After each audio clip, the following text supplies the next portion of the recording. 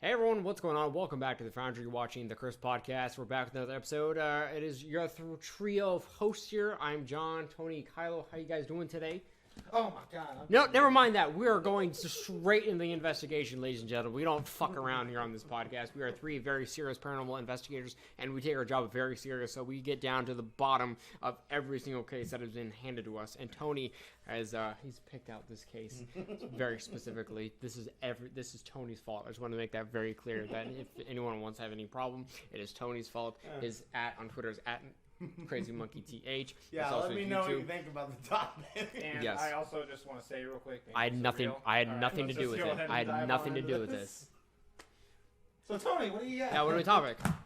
I have the male version of a banshee, the Headless Horseman, or the Headless Horseman, because he's not a horseman to be mistaken with. I think I like Horseman. But I like Headless Horseman. He's pretty cool. The Headless Torn. Sleepy Hollow is a pretty cool movie. Yeah, I like that quite a bit. Yeah. So, Johnny what Depp and prompted Christopher you to choose this as our topic this week? I went to Netflix and I looked up scary stuff, and Sleepy Hollow was on there, and I was like, "Hey, Headless Horseman would be cool because he's like a folklore, but he's not. I mean, he's a story." But it's not that necessarily he was fictional. He's just an old story. So, I mean, he could be real. Maybe. Maybe. I think it was really difficult to do some investigating research on this because, like, I don't know if, like, we're, like, our stance where we'd be investigating from is, like, we're investigating the literature, being investigating the actual, like, folklore of him, like, the myth of him, you know? I think I was just doing more the myth. Yeah, but I didn't care too much about the... Yeah, I didn't go too much, like, in the story of, like, Ichabod Crane and stuff like that. Like, they said the original author of, like, there's, I think it was, like, wrote in, like, what, 1820 or something like that? Sleepy Hollow. James something or something like that? Or No, Jim? Washington Irving. Or Washington Irving, thank you. Yeah, so he's the original author of Sleepy Hollow, and that he took a lot of inspiration from other, like, Wasn't tales. he a slave? And... I don't think so. No? Or it's George Washington Carver that was a slave. Yes, that's the man who invented peanut butter. Yeah, I fucked it up. Peanut butter. Nice thick nut. Okay. So he took a lot of inspiration from other stories and other, like, myths, like a lot of Celtic myths and stuff like that, because like the Banshee in Celtic mythology is that there is a version of the Headless Horseman who's also, like, a harbinger of death who, like, accompanies the Banshee and, like, taking souls to, like, hell and stuff like that. And like Ghost Rider. Exactly like Ghost Rider. It's actually, like, if you look at the description of it, it's like you see that Ghost Rider actually took a lot of examples and like inspiration from the Headless Horseman, or the Celtic version, which is I believe known as the Dullahan, which is a pretty interesting story. A lot more. It goes way more in depth than the actual Headless Horseman story. But, like, he took a lot of inspiration from real life events and his life, like people from the town of Sleepy Hollow, which actually exists in New York. But it's pretty cool, yeah. So it's like he's a mythical figure, you know, everyone knows that. Appeared a lot of folklore around the world, like all the way back to the Middle Ages. So depending on the legend, the horseman's either carrying a head or is missing a head altogether. He's like, in some stories, he's looking for it. He's carrying it with him. He has a jack-o'-lantern. One, like, my favorite example is the Dullahan. So I'm gonna probably, like, just zone in on that specific type there. Yeah, Dullahan is like the Celtic version of it. Celtic Irish. Okay. Yeah. I was like, are you sure you're not thinking of the town Dresden? I'm sorry, anyway. About the Headless Demonic Fairy. Yeah, demonic fairy, you know, depicted as riding a horse, carrying his, like, head under his arms, chilling. Yes, a fairy. A demonic fairy, a very spooky fairy. You know, black wings. Yeah, it's like Dark red sparkle. eyes and stuff like that. What's wrong, Blackwing? He's got a spike collar on too. His fingerless gloves. Black. Probably a cigarette. Yeah. Some like Fingerless stocking gloves that go up to his elbows. Okay, we're getting like, is he going to a fucking rave? Headless Horseman rave. He's got fishnets. But I'm sorry, real quick. I don't know if you He's got got it. fucking glow sticks. He's on the Headless Horseman. No, but that man's got like a whip made of spines. What if that's like glow That's sticks and really all that stuff? interesting. The Yeah. German one does. Yeah. No, that's That's the fascinating. Dullahan. that's the Irish one. No. Get out of here with that shit. The German one did too, though. So yeah, Spinal Whip. Like another really important story is it's a knight from an old English tale of Sir Gawain and the Green Knight and the Legend of Sleepy Hollow, which we kind of talked about. But the Sir Gawain and the Green Knight is way back to the Middle Ages. That's a King Arthur story. Yeah, it is. Which I really, which is pretty cool because I recognized the Sir Gawain thing. I was like, hey, like that goes back really far too. That story's kind of funny. But I didn't put it in here because I feel like that's a whole different realm of stories. Yeah.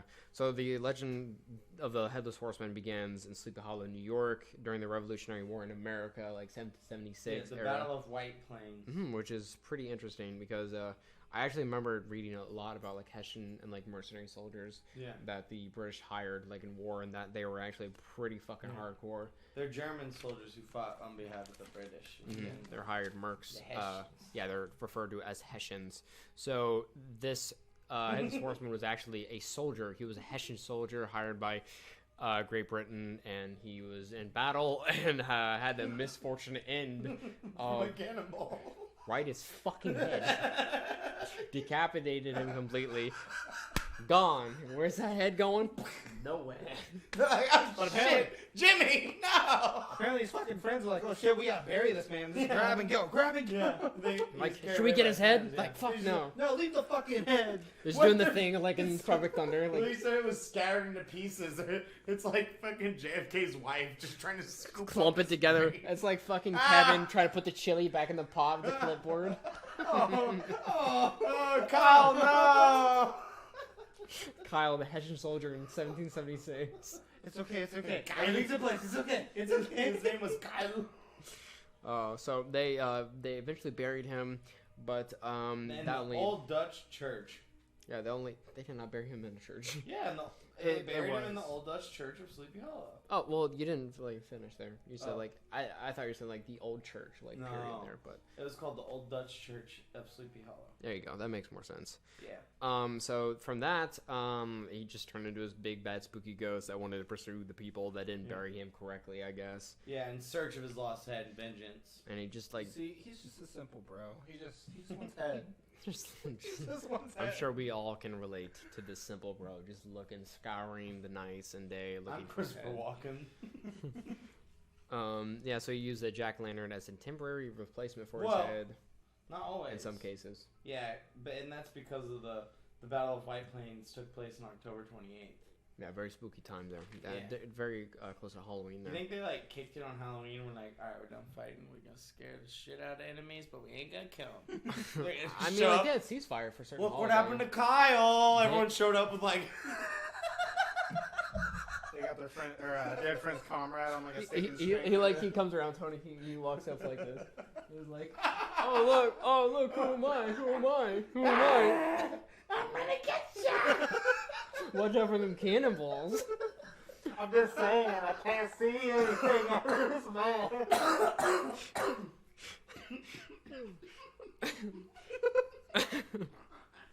There's an ant on the table. We're pretty fucking terrible. Or fruit fly or something. Oh shit, that's funny.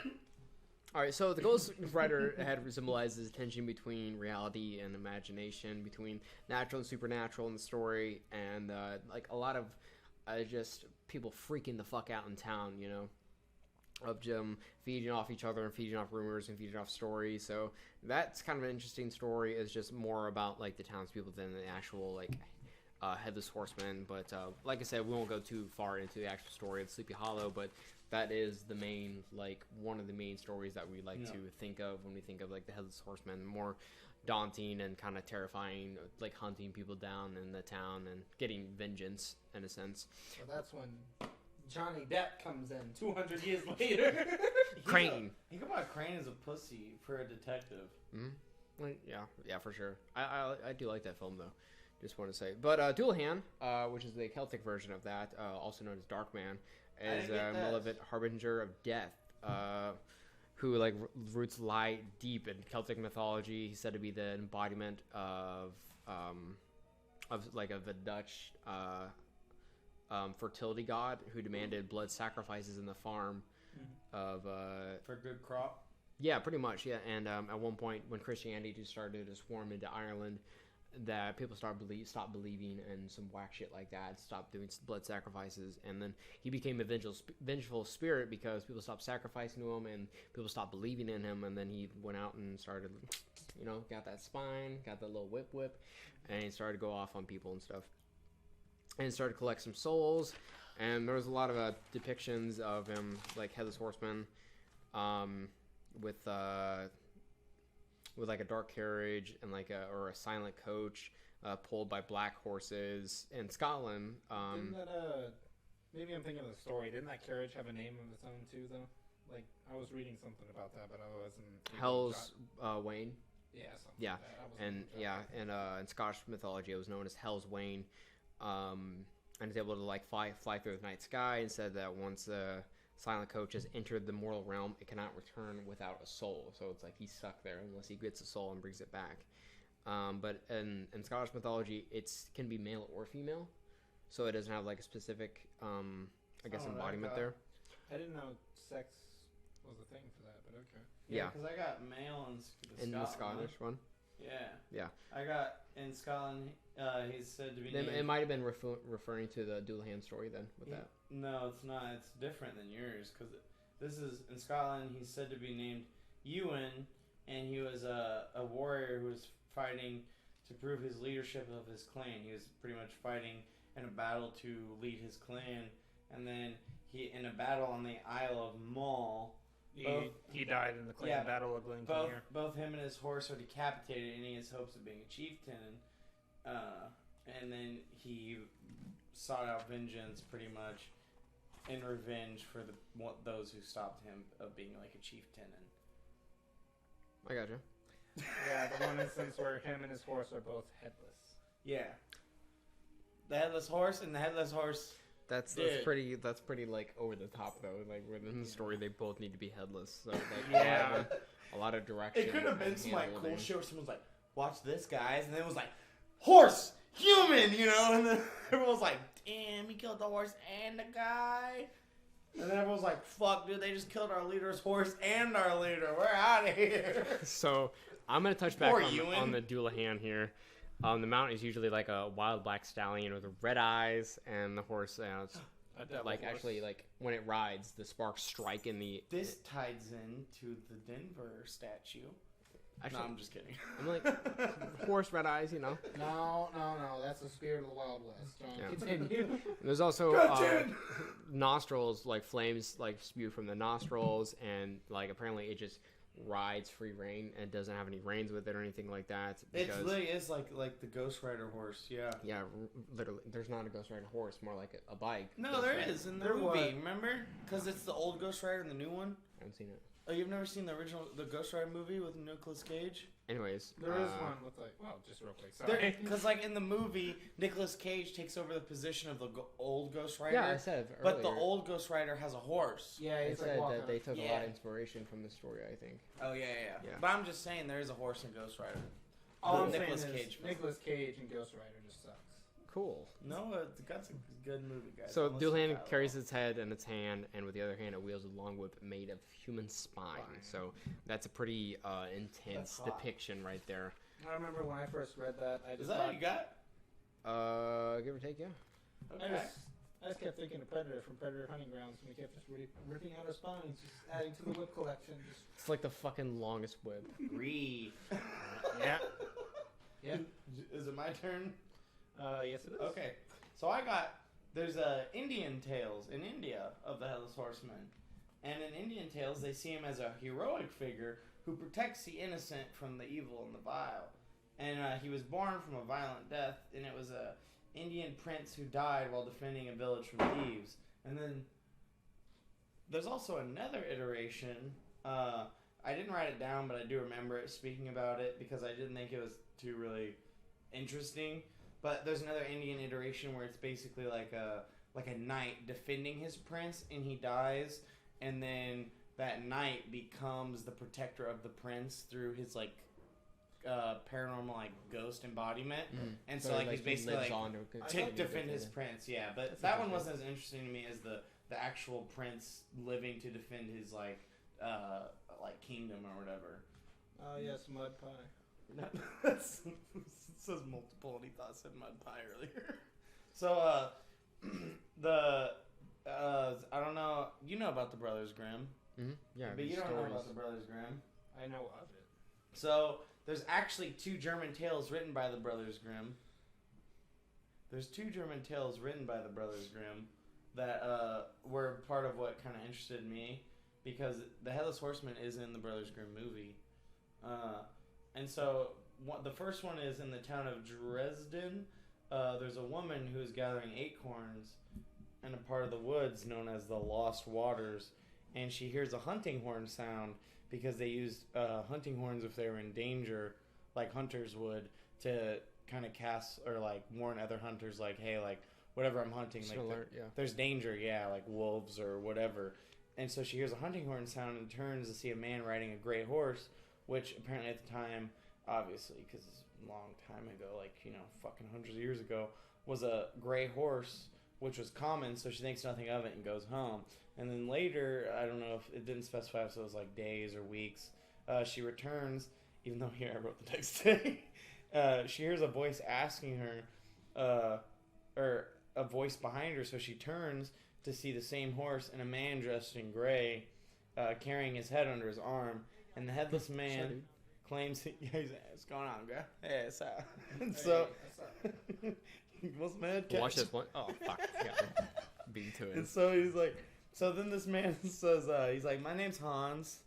And pretty much, so like this Hans character, the first story, he said he didn't heed his father's warning to be a good man to those around him and lesser to him. And he became a selfish man, and he became an alcoholic, and he didn't pay respects to those lesser than him. He treated people less than him like shit. And so in his death, he was cursed to roam the earth as an evil spirit. Just being a I feel it'd be more dick. punishment to make an evil person do good. Yeah, exactly, yeah.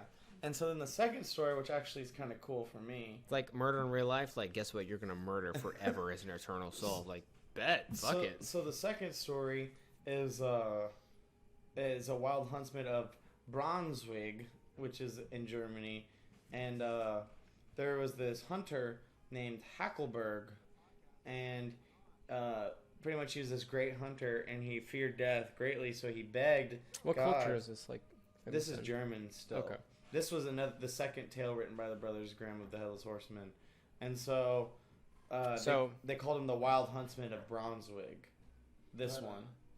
I'm sorry, real quick. He begged God and what? Yeah, so he basically begged God before his death to stay on Earth in exchange for his spot in heaven. Oh, gotcha. And then it was granted, and okay, so it pretty much this wish was granted, but in the form of the Headless Horseman, and this was the one that also like a had monkey paw with it. but this one also was depicted to have like a spine whip, like the Irish one you said. Julian. Yeah. And so he remained on Earth as a Headless Horseman. I almost said he remained on horse. Well, yeah, that's what he does. So then, he would actually blow his horn to warn hunters. Apparently, Germany loves hunter horns in their stories. But he would, blow his hunter horn to warn hunters about a next night's hunt. Meaning that if you heard the Headless Horseman's horn, that the next day's hunt would be a dangerous hunt. And so it was basically like a warning to heed, hunters, don't hunt tomorrow. But also, he would punish those who wronged people and animals by immoral hunting. And he would hunt them with, this one is the coolest one to me, because he has black hounds with tongues of fire. That he, packs of hounds he would summon with him to, hunt people, because he's a hunter, and hunters oftenly, have hounds and shit, yeah. And so, this one, because he was, a hunter-based Headless Horseman, he had hounds and shit that would attack people at his will with tongues of fire, So, us boys got tongues of fire.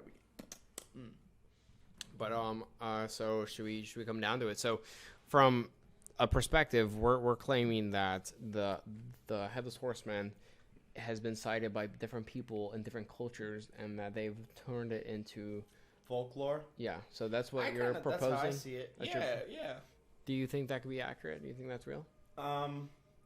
I mean, considering how long ago it was, you don't really know. Yeah, but I'm asking you, like, when it comes Do down I to it, think every that every is a episode, possibility? your paranormal, like, your like reputation on the line as a paranormal investigator. What do you think? Do you? I think that some of the iterations, yes, could be like the Brothers Grimm ones, because I know like the Brothers Grimm tales or the Grimm Brothers tales are like tales. I'm not asking which one do you think is real. I'm asking, like, do you think he's real?